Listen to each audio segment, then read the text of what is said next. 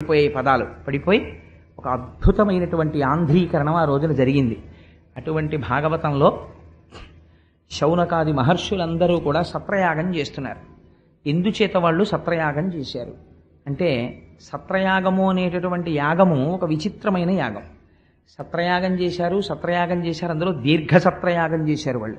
దీర్ఘ సత్రయాగం అంటే చాలా కాలం పాటు కొనసాగేటటువంటి యాగం. దాన్ని ఎక్కడ చేశారు అంటే నైమిషారణ్యంలో చేశారు. దీర్ఘ సత్రయాగము అని సత్రయాగము అన్న పేరుతో ఎందుకు పిలుస్తారంటే, ఎవరు ఋత్విక్కులుగా ఉంటారో వారే యాగమునకు యజమానులుగా కూడా ఉంటే దాన్ని సత్రయాగం అని పిలుస్తారు. అటువంటి దీర్ఘ సత్రయాగం చేస్తున్నప్పుడు దానికి అనువైనటువంటి ప్రదేశంగా నైమిషారణ్యాన్ని నిర్ణయించుకున్నారు. ఈ నైమిషారణ్యాన్ని నిర్ణయించుకోవడం ఎందుకు అంటే, అది విష్ణు భగవానుని యొక్క శక్తి ప్రకటితమైనటువంటి క్షేత్రము కాదు. సంసారమునకు సంబంధించినటువంటి నేమి ఇరుసుని ఆధారం చేసుకుని కదండి చక్రాలు తిరుగుతాయి. ఇరుసు విరిగిపోతే ఆ బండి పనికిరాదు.